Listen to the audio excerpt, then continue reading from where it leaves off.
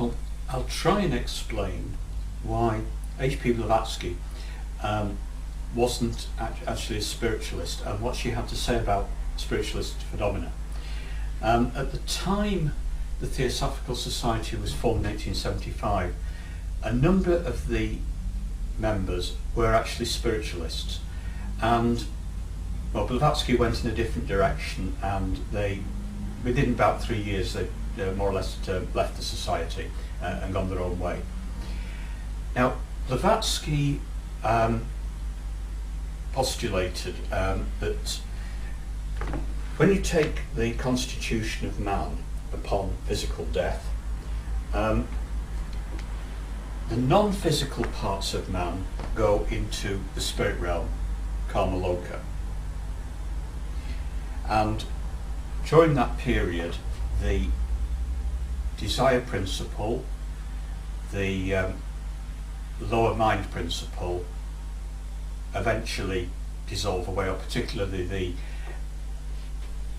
personality, the combination actually of the desire and the lower mind principle, they dissolve away.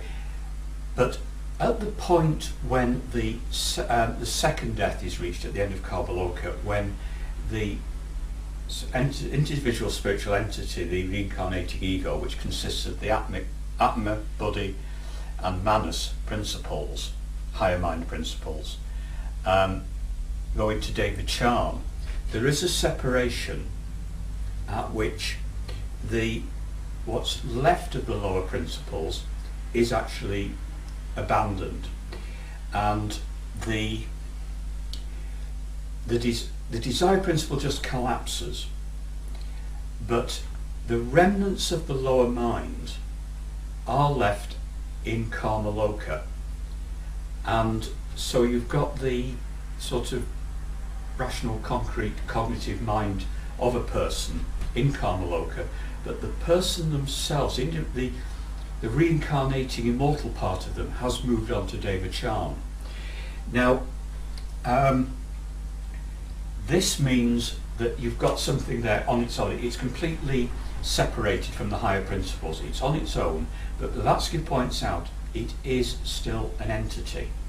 And she claimed that that is what is being contacted in seance room at seances, that bringing back this remnant of the concrete rational mind, the lower mind.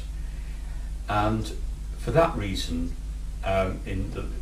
once the Theosophical Society was formed, she rejected spiritualist phenomena, and although a number of spiritualists did remain members of the society, and there are still spiritualists who are members today, so it's not absolute dogma. Not everybody in the Theosophical Society accepts this.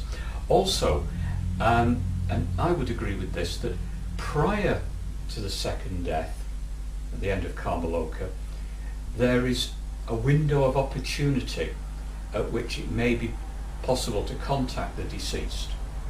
Whether it's a good idea to do so, both for the deceased and the people contacting the deceased, I'm not entirely sure. But I do think that possibly it is possible. However, once the second death has occurred, I would agree with Blavatsky that in terms of contacting the real person, no, you're not contacting them, you're contacting a remnant, an imprint, or whatever you want to call it, but it is not actually the real person.